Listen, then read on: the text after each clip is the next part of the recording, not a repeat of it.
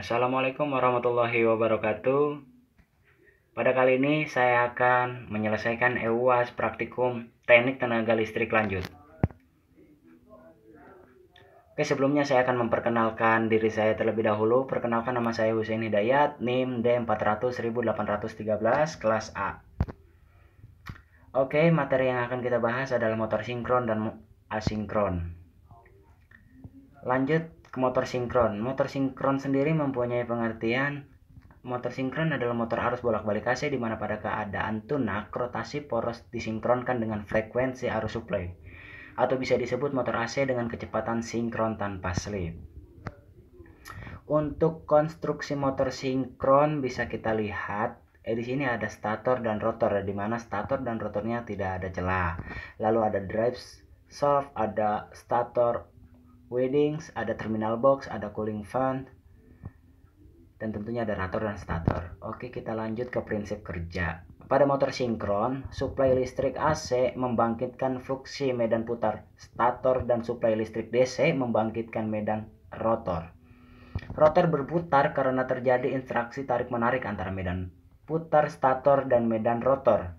Namun dikarenakan tidak adanya torque kastar pada rotor, maka motor sinkron membutuhkan frame mover yang memutar rotor hingga kecepatan sinkron agar terjadi coupling antara medan putar stator dan medan rotor.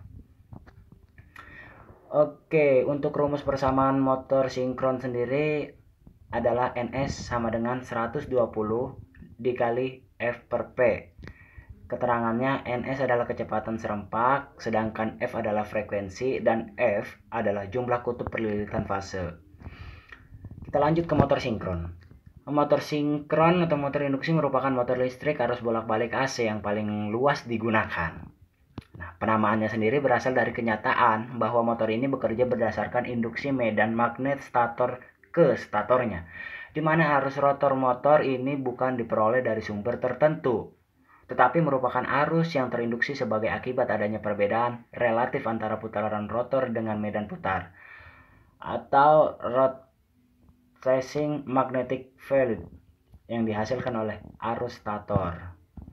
Oke, untuk konstruksi motor asinkron sendiri di sini bisa kita lihat ada stator, ada rotor, ada belitan stator, ada bearing, ada poros, ada cincin hubung singkat, terminal box, tentunya ada kipas rotor. Oke, untuk prinsip kerjanya sendiri, motor asinkron adalah motor induksi bekerja berdasarkan induksi elektromagnetik dari kumparan stator kepada kumparan rotornya.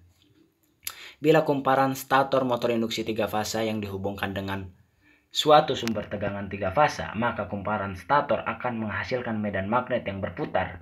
Garis-garis gaya flux yang diinduksikan dari kumparan stator akan memotong kumparan rotornya sehingga timbul IMF atau GGL atau tegangan induksi.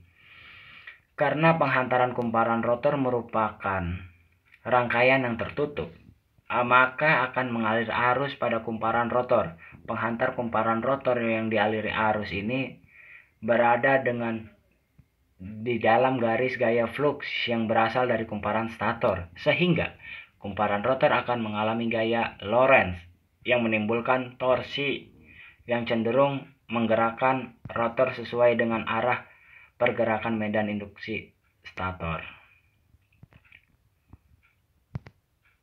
Oke, untuk rumusnya, rumus persamaannya adalah NS sama dengan 120 dikali F per F, dan ES sama dengan NS dikurang NR per NS. Untuk keterangannya, NS merupakan kecepatan sinkron, F merupakan frekuensi, P adalah jumlah kutub, sedangkan NR adalah kecepatan saat beban. Oke, kita akan analisa rangkaian star delta. Di sini bisa kita lihat antara rangkaian star dan rangkaian delta. Oke, kita lanjut. Dapat kita analisa pada rangkaian star delta di atas bahwa 1.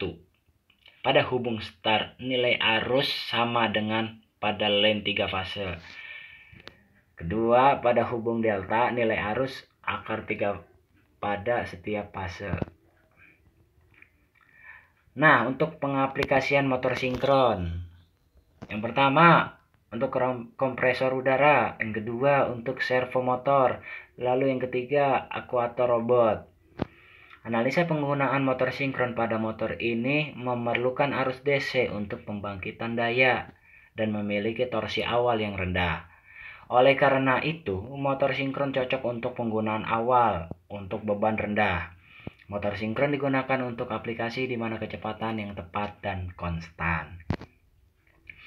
Oke, sedangkan untuk pengaplikasian motor asinkron. Yang pertama untuk konveyor, yang kedua untuk kipas angin, yang ketiga untuk pompa air. Oke, untuk analisanya sendiri, asinkron atau induksi karena konstruksinya yang sangat kuat, harganya lebih murah dan perawatannya mudah serta mempunyai efisiensi yang tinggi. Kita lanjut ke contoh soal motor sinkron. Nah, diketahui sebuah motor sinkron dengan frekuensi 50 Hz dan setiap belitannya memiliki 4 kutub. Hitunglah kecepatan sinkronnya. Hitunglah kecepatan sinkronnya. Oke, kita jawab. Di sini kita ketahui NS sama dengan rumus tadi 120 dikali F per P. Lalu kita masukin aja angka-angkanya ke rumus. NS sama dengan 120 dikali 50 per 4. Yang dimana kita akan menemukan nilai 1500 rpm. Itulah kecepatan sinkronnya. Oke, untuk contoh soal motor asinkron. Di sini kita bisa perhatikan motor 6 kutub disuplai dari sumber 60 Hz 3 fasa. Kecepatan rotor pada beban penuh adalah 1140 rpm. Tentukan.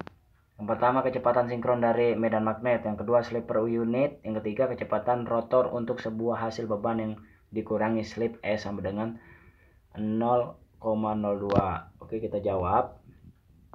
Sebelum kita jawab, kita tulis yang diketahuinya dulu. Kita mempunyai P sama dengan 6, terus F frekuensi sama dengan 60 Hz, NR sama dengan 1140 rpm pada saat beban.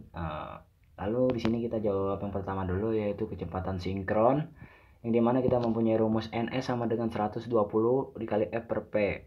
Lalu kita masukkan saja angka-angka yang sudah kita ketahui tadi, yaitu 120 dikali 60 per 6, yang dimana kita akan nanti menemukan 1200 rpm untuk kecepatan sinkronnya sendiri. Oke, kita lanjut menjawab soal kedua, slip per unit. Untuk slip per unit sendiri mempunyai rumus S sama dengan NS min NR per NS. Oke, lalu kita masukkan saja angka-angka yang tadi. NS nya kita punya 1200 dikurang NR nya, kecepatan saat beban kita punya 1140 dibagi NS lagi 1200. Oke, yang mana nanti kita akan menemukan angka 0,05 atau jika dijadikan persen sama dengan 5%. Oke, sekarang kita lanjut ke soal nomor 3, kecepatan rotor untuk sebuah hasil beban yang dikurangi di slip sama dengan S sama dengan 0,02. Oke, rumusnya adalah S sama dengan NS min NR per NS sama dengan 1 min NR per NS. Kita masukkan saja angka-angka yang tadi.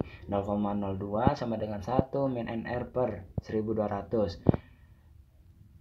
NR sama dengan 1 min 0,02 dikali 1200, dimana nanti kita akan menemukan hasil sama dengan 1176 rpm untuk kecepatan rotor sebuah hasil beban yang dikurangi di slip S sama dengan 0,02. Oke teman-teman, sekian dari saya. Terima kasih, kurang lebihnya saya mohon maaf. Bila ada kesalahan saya mohon maaf. Wabillahi taufiq wal hidayah. Wassalamualaikum warahmatullahi wabarakatuh.